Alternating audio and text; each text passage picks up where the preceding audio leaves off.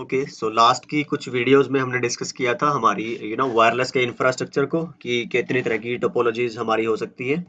तो दो तरह से एक आपका जो एक्सेस पॉइंट है वो काम कर सकता है डिपेंडिंग अपॉन कि किस तरह की इमेज ओएस उसके अंदर आपने इंस्टॉल किया हुआ है। तो एक हो सकता था ऑटोनोमस एक्सेस पॉइंट और एक होता है आपका कौन सा था आपका, क्या बोलते थे उसको, लाइट वेट एक्सेस पॉइंट है ना, एलएपी। जो डब्ल्यूएलसी बेस्ड होते थे तो उनको सेंट्रली कमांड करने के लिए they need an extra device. तो वो आपका split MAC architecture based WLC based topologies होती थी। उसमें हमने सेंट्रलाइज्ड देखा था जिसको यूनिफाइड भी कहते हैं, एम्बेडेड था, और फिर आपका सीएमई भी था जिसमें खुद एपी ही डब्ल्यूएलसी का काम करता है। चलिए वो हम डिस्कस कर चुके हैं। अभी हमने देखा है कि जो आपकी डब्ल्यूएलसी बेस्ड लाइट वेट वाली टोपोलॉजीज हैं उनके लिए हर एक एपी को काम करने के लिए जरूरत पड़ती है एक कंट्रोलर की।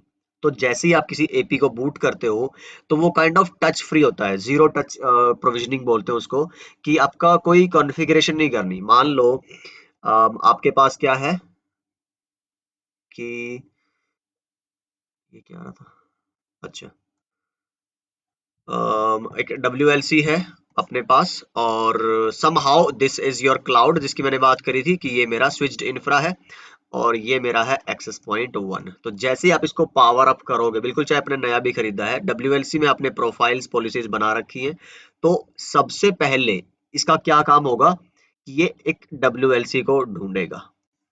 ठीक है, it will try to discover डब्ल्यूएलसी।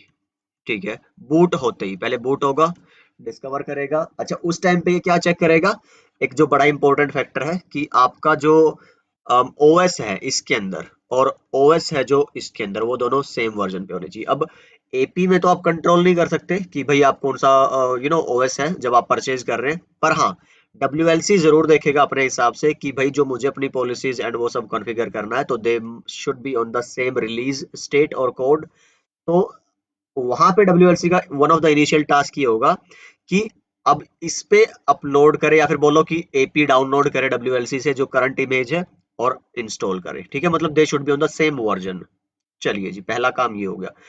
उसके बाद और यहाँ पे हम डिस्कस करेंगे कि केयरफुल होता है ये डिसीजन सारा का सारा। वन फर्स्ट टाइम तो कुछ नहीं है जब आप लगा रहे हो, पर नेक्स्ट टाइम कई बार क्या होता है कि इस पे आपकी इमेज नई अपग्रेड हुई और उसके हिसाब से फिर एपी भी, तो उनमें कुछ टाइम के लिए जो आपके वायरलेस के यूजर्स हैं, क्योंकि जितने टाइम में अपग्रेड होगी कि हो सकता है अगर आपकी प्लानिंग अच्छी नहीं है तो डाउन टाइम आए नेटवर्क में, कुछ टाइम के लिए आपके यूजर नेटवर्क वाईफाई का जो नेटवर्क है, इंटरनेट है, वो एक्सेस ना कर पाए, है ना, इट में हैपन। तो हम आगे देखेंगे वो सब जो इस तरह के काम है या तो मेंटेनेंस विंडो में होने चाहिए कि जितने देर आप 10 मिनट 5 मिनट 1 घंटा depending upon what you are doing, या फिर केयरफुल प्लानिंग ऐसी हो आपकी कि भाई आप जो करें वो इस तरह से करें कि उससे आपके नेटवर्क पे डाउन टाइम ना आए। तो हम करेंगे आगे डिस्कस, बट यस ये कुछ पॉइंट्स हैं जो हम मैं आपको इनिशियली बता रहा हूँ कि क्या क्या कंसिडरेशंस एंड कंसर्न्स हमारे रहने वाले हैं। ठीक है, अब डिस्कवर करेगा तो इसके कई सारे तरीके हैं डिस्कवर करने के लिए। पहला तो एक तो ये हो सकता है कि जो इसका लोकल सबनेट है, मान लो जो भी इसको आईपी मिली होगी, है ना। और अच्छा, आईपी कहाँ से मिलेगी, आईपी की भी बात कर लेते हैं। या तो ये स्टैटिकली कॉन्फ़िगर्ड हो या फिर इसको डीएचसीपी से कोई आईपी मिले, है ना। डीएचसीपी सर्वर आपका डब्ल्यूएलसी काम कर रहा है, कोई सेपरेट सर्वर है, तो वो भी कई तरह के सिनेरियो हो सकते हैं। बट यस अभी मैं उसको स्किप कर रहा हूँ। तो मैंने क्या बोला, इसका जो लोकल सबनेट है उस पे ये क्या करेगा आपका ब्रॉडकास्ट। ठीक है, यूडीपी के पोर्ट नंबर आई गेस 5246 पे, है ना। और ये क्यों है, क्योंकि आपको पता है टनल के लिए जो कैप वेब टनल बनेगी एपी और डब्ल्यूएलसी के बीच में वो इन्हीं पोर्ट नंबर्स पे काम करती है। चलिए जी, तो चलो फिलहाल अगर वो भी आपको नहीं इतनी माथापच्ची करनी है तो सिंपल रखो। ये क्या करेगा, ब्रॉडकास्ट करेगा, पूछेगा सबसे कि भाई इस सिनेरियो में क्या कोई डब्ल्यूएलसी है।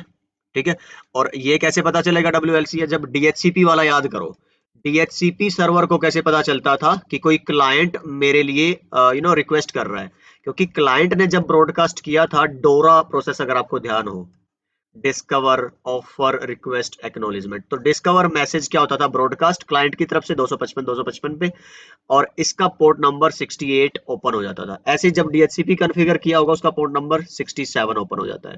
तो डिस्कवर के दौरान उसको मेंशन होगा कि ये किस पोर्ट नंबर के लिए लुक फॉर कर रहा है, ढूंढ रहा है, 67, मतलब 67 जिस भी डिवाइस पे पोर्ट नंबर ओपन मिलेगा वो समझ जाएगा कि ये डीएचसीपी सर्वर है। फिर ये इसको ऑफर करेगा एस डिस्कवर, तो ये सारा प्रोसेस हो। इसी तरह का कुछ ऐसा चलता है आपके इस केस में। कि एपी ब्रॉडकास्ट कर रहा है, फिर जो पोर्ट नंबर 5246 पे होगा आपका कंट्रोलर, वो इसको रिप्लाई करेगा। आई गेस एक आइडिया हो गया होगा आपको, ठीक है। एक ये तरीका हो सकता है, या फिर आप एपी पे ना एक प्राइमिंग होता है कि आप इस पे मैनुअली 3 कंट्रोलर तक कॉन्फ़िगर कर सकते हो, primary controller, secondary controller, tertiary controller, है ना। तो जी इसके बेसिस पे 3-3 क्यों करते हैं, मान लो एक मेजर कंट्रोलर से आपका कांटेक्ट खत्म हो जाए, है ना, तो अगर आपको दोबारा ढूंढ के अप करना पड़ेगा एपी को उस दूसरे कंट्रोलर से जुड़ने के लिए, तो डाउन टाइम आएगा, तो मेरे को डाउन टाइम चाहिए नहीं है। तो हम क्या करते हैं, एटलीस्ट 3 कंट्रोलर कॉन्फ़िगर कर दिए ताकि आपका स्मूथली रोमिंग होती रहे और आपका यूजर नेटवर्क को एक्सेस करते रहे वायरलेस के थ्रू। ठीक है, हम ऐसा कर सकते हैं। तो ये प्री कॉन्फ़िगरेशन प्राइमिंग हो गया। तो अच्छा, ये कुछ तरीके हो गए डब्ल्यूएलसी को डिस्कवर करने के पूरे आपके नेटवर्क में जब भी एपी शुरू में बूट होता है। चलिए, मैंने मान लिया डिस्कवर हो गया। फिर ये सेलेक्ट करेगा कि मान लो एक दो, अच्छा अगर आप खुद से कॉन्फ़िगरेशन कर रहे हो तो 3 कर दिया आपने, अदरवाइज ये क्या करता है टोटल, आई गेस वो देखना पड़ेगा नोट्स में, 32 कंट्रोलर तक की ये इंफॉर्मेशन रख सकता है, और एक्टिवली उनमें से 8 की स्टेट को मेंटेन करके रखता है। मतलब 8 के बारे में अपनी मेमोरी में रखता है कि मैं अब तक इन 8 कंट्रोलर से पिछले टाइम तक, मतलब पिछले कुछ टाइम से जब से मैं ऑन हुआ हूं जुड़ चुका हूं, मतलब उनकी इंफॉर्मेशन ये रखता है। ठीक है, तो जी उनमें से फिर अब ये क्या करेगा, एक को सिलेक्ट करेगा मल्टीपल में से, क्योंकि एक्टिवली एक टाइम पे तो ये एक से ही जुड़ेगा ना। उसके लिए फिर ये आपका क्या करता है, ज्वाइन रिक्वेस्ट भेजता है, और जिसकी भी तरफ से आपको ज्वाइन रिस्पॉन्स आ जाएगा वो डब्ल्यूएलसी आपके लिए प्राइमरी डब्ल्यूएलसी का काम करने लगेगा। तो उसके भी कई सारे फैक्टर हैं। एक फैक्टर ये हो सकता है कि आपने किसी एक डब्ल्यूएलसी को मास्टर कंट्रोलर बना रखा हो। मास्टर कंट्रोलर बनाने का क्या फायदा होता है कई बार ना, कि जैसे गेस्ट यूजर्स हैं, कुछ वाईफाई गेस्ट वाला वाईफाई का नेटवर्क बना रखा आपने अपनी कंपनी में, और वहां से जब भी कोई यूजर है ना, जो बाहर का यूजर जिसको आप अपनी कंपनी के सर्वर को एक्सेस नहीं देना चाह रहे, वो जब भी वाईफाई पाने की कोशिश करेगा तो हो सकता है कि जो मेन कंट्रोलर है आपका उससे ना जुड़ के किसी सेकेंडरी कंट्रोलर से जुड़ जाए, और उसके थ्रू वो सेंट्रल डेटा पे सर्वर पे जा सके। तो मास्टर के थ्रू ऐसा होगा कि आपने यहाँ पे पॉलिसी बना रखी होगी कि आप सिर्फ जो गेस्ट लोग हैं वो यहाँ तक आए कंट्रोलर, और कंट्रोलर से सीधे कहाँ चले जाए आईएसपी, मतलब वो इंटरनेट के अलावा और कुछ यूज ना कर सके। तो हाँ, हम मास्टर कंट्रोलर भी कॉन्फ़िगर कर सकते हैं, बट यस, तो after these things it will be connected with one controller. तो इसने कई सारे कंट्रोलर डिस्कवर किए होंगे, उनमें से एक के साथ जुड़ जाएगा, फिर ये मेंटेन करके रखेगा, मतलब कि ये इसको जैसे होता है ना हेलो भेजता रहता है, तो टाइमर देखना पड़ेगा मुझे 10 सेकंड है कि कितना, I guess 6-3 second, I don't know, तो एक बार देख लेंगे नोट्स में, याद नहीं है मुझे, पर हाँ वो कॉन्सेप्ट यही है। ये इसको हेलो भेजता रहेगा, और उधर से अगर एक डेडिकेटेड टाइम के बाद रिप्लाई आता रहता है मतलब कि वो एक्टिव है, अदरवाइज मान लो कि नहीं रिप्लाई आता है तो वो डाउन है, फिर वो आगे दूसरे पे शिफ्ट हो जाएगा। ठीक, फिर एपी के मोड में पहले ही बता चुका हूं, तो दोबारा से इस पे टाइम स्पेंड हम नहीं करेंगे। एंटीनाज क्या होते हैं, जो आपके गेन प्रोवाइड करवाते हैं, मतलब आपने कोई सिग्नल भेजा है, ठीक है, उसके अंदर फिर हमने जब EIRP पढ़ा था अगर आपको ध्यान हो, इफेक्टिव आइसोट्रोपिक रेडिएटेड पावर, अरे वाह, अब की बार तो याद रहेगा मेरे को, है ना, एफिशिएंट की जगह ये क्या है, इफेक्टिव, EIRP। तो वो 3 चीजों पे डिपेंड करता था अगर आपको ध्यान हो। एक तो आपकी जो इनिशियल स्ट्रेंथ है सिग्नल की, जिसपे आपने उसको जनरेट किया है या ट्रांसमिट किया है, फिर आपका जो केबल है एंटीना तक का, उसका लॉस, और फिर आपका जो एंटीना है उसका गेन। तो अब यहाँ पे हम एंटीना की बात करेंगे। दो तीन तरह के एंटीनाज हो सकते हैं। तो कंसेप्ट के हिसाब से आपके एक तो होता है ओमनी डायरेक्शनल एंटीना, और एक होता है आपका क्या बोलते हैं उसको, डायरेक्शनल एंटीना। तो एक ओमनी डायरेक्शनल एंड एक ओनली, एक ओमनी डायरेक्शनल, एक ओनली डायरेक्शनल। हाँ, ओमनी मतलब कि एक ऐसा एंटीना जो हर एक डायरेक्शन में अपनी वाईफाई की रेंज भेज रहा होगा। तो सीधी सी बात है कि यार अगर आप एक टाइम पे 10 काम करते हो तो किसी में भी आप एक्सपर्टीज नहीं कर पाओगे, मतलब इसमें गेन कम मिलता है आपको। ठीक है, तो जो डायरेक्शनल है ये ऐसे, अच्छा पहले ओमनी का ही देख लो कि ऐसी लोकेशन मान लो आप जहाँ पे हर तरफ आपके यूजर हों, तो वहां पे किस तरह का एंटीना आपके लिए अच्छा है, ओमनी डायरेक्शनल। ठीक है, सबको थोड़ा थोड़ा मिलता रहे। पर जैसे मान लो आपका टारगेटेड है कोई भी, ये आपका होल है, और आपको चाहिए कि यार ऐसा एंटीना हो जो हर जगह ना भेज के मेरे को इसी में, जैसे आप याद करो कॉरिडोर्स होते हैं आपके कैंपसेस में, तो आप चाहते हो कि इस डायरेक्शन में ज्यादा आपका ऑलमोस्ट सारे सिग्नल इसमें जाए, ठीक। और आप सीलिंग पे लगाते हो, आप चाहते हो कि आपके जो नीचे है सिर्फ यूजर यहाँ पे बैठते हैं यहीं तक आए, तो उस तरह के केसेस में आप क्या करते हो फिर, जो एंटीनाज यूज करते हैं वो डायरेक्शनल एंटीनाज होते हैं।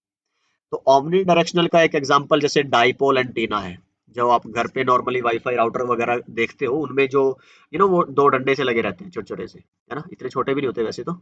और आजकल तो बहुत आते हैं, आप वाईफाई राउटर सर्च करोगे ना गूगल पे, 8 8 10 10 भी आपको एंटीनाज दिख जाएंगे। तो वो मैंने बताया था क्यों यूज करते हैं पिछली वीडियोज में। अच्छा, तो वो सारे होते हैं डाइपोल एंटीनास। डाई मतलब किसके अंदर दो वायर होती हैं जिनमें आप फ्रीक्वेंसीज को जनरेट करते हो, सिग्नल जनरेट करते हो वाईफाई के। अच्छा, डायरेक्शनल एंटीनास के एग्जांपल है जी, एक यागी उड़ा, उड़ा उड़ा क्या भी बोलोगे इसको, देख लो ये उड़ा है ना। तो ये एंटीना है। तो जो स्पाइरल होता है ना, एक तरह से जो हम बचपन में शक्तिमान देखते थे, अलिफ लैला देखते थे, वो वाला इस तरह से। तो इसका जो फाउंडर था वो यही नाम था यागी, तो उसी के बेस पे इसका नाम है। तो ये डायरेक्शनल गेन देता है आपको। अच्छा, जो पैराबोलिक है, डिश टीवी जैसे इस तरह के होते हैं ना आपके, ये जो एंटीनाज लगे हैं डिश वाले, ये भी क्या है आपके एक तरह से डायरेक्शनल है। तो ये सब हम इसमें देखेंगे अब आने वाली स्लाइड्स में। अभी आपको सिर्फ क्या कर रहा हूँ, मैं ओवरव्यू दे रहा हूँ ये सारी कि क्या क्या कवर होने वाला है। गेन मैंने बता दिया। बीम विड्थ क्या होती है, देखो पोलराइजेशन एंड बीम विड्थ थोड़ा सा देखो, ये कैरेक्टरिस्टिक्स हैं आपकी एंटीनाज की। तो गेन तो मैंने आपको बता दिया, जितना गेन ज्यादा होगा उतना ही आप एक टारगेट डायरेक्शन को कवर कर पाएंगे, उतना अच्छा होगा एंटीना आपके लिए। अब ठीक है, बीम विड्थ एंड पोलराइजेशन ये क्या है, देखो ये एंटीना है मान लीजिए आपके पास, है ना। तो जी बीम विड्थ क्या होता है कि ये किस डायरेक्शन में ज्यादा आपकी कवरेज दे रहा है। तो आप मुझे भी खैर इसका ज्यादा आइडिया नहीं है टू बी ऑनेस्ट, ये थ्योरेटिकल पोर्शन है बहुत ज्यादा। तो लेकिन इसका मैं ये बताता हूँ कि आपको प्रैक्टिकली ये काम कहाँ आएगा वायरलेस में, है ना। तो जिस भी किस्म का आप क्या बोलते हैं एंटीना खरीदते हो ना, तो उसके मैनुअल में हर एक वेंडर उसका बीम विड्थ का स्ट्रक्चर बना के देता है। तो जिधर भी उसकी डायरेक्शन आपको जो बीम की विड्थ है, मतलब कि वो ज्यादा दिखे, मतलब वो क्या होगा, उधर सिग्नल की स्ट्रेंथ ज्यादा दे रहा होगा, तो आप उसको उसी के हिसाब से इंस्टॉल करिए। मैं आपको जब नोट्स आएंगे तो उसमें दिखाऊंगा, ये कुछ एंगल होते हैं ई एंड एच प्लेन के। तो इस तरह से, तो जिस भी प्लेन पे आपको लगेगा हाँ यार 360 में से इस साइड इसकी कवरेज ज्यादा है, तो आपको जिधर चाहिए उसकी जो आपकी क्या बोलते हैं प्लेसमेंट है एंटीना की, वो उसी हिसाब से करिए। तो हर एक वेंडर ने अपनी गाइड दी होती है, इसके हिसाब से आप वो गाइड फॉलो करिए, तो आपको बेहतरीन कवरेज मिलेगी। उसके लिए होता है पोलराइजेशन, होता है कि यार जब आप सिग्नल सेंड कर, याद है फेज पढ़ा था हमने, फेज की, अगर आपने कोई डेटा भेज दिया, कोई सिग्नल इस तरह से, और अगर रिसीव करते हो और वो आपने रिसीव किया कुछ इस तरह से, तो ये डिस्ट्रक्टिव हो गया, आपको कुछ भी काम का रिसीविंग पे नहीं मिलेगा। और जब हमने ट्रांसमिट बीम फोर्सिंग की बात की थी, वहां पे मैंने बताया था कि मल्टीपल थोड़े थोड़े आउट ऑफ फेज आप भेजते हो, ताकि जो रिजल्टेंट सिग्नल हो वो आपका टोटली इन फेज रहे, और यहाँ से आपको बहुत अच्छा सिग्नल मिलता है। तो पोलराइजेशन कैसे जोड़ता है इन सब चीजों को, कि भाई आपने जो प्लेसमेंट करनी है ट्रांसमीटर पे और जो रिसीवर पे, तो पोलराइजेशन बताता है कि वो दोनों सेम होनी चाहिए। अगर ट्रांसमीटर की पोलराइजेशन आपकी वर्टिकल है और इधर होगी सेमी वर्टिकल या हॉरिजॉन्टल, तो आपको बहुत खराब सिग्नल मिलेगा। पर अगर दोनों साइड वर्टिकल है तो आपको बहुत अच्छा सिग्नल मिलेगा।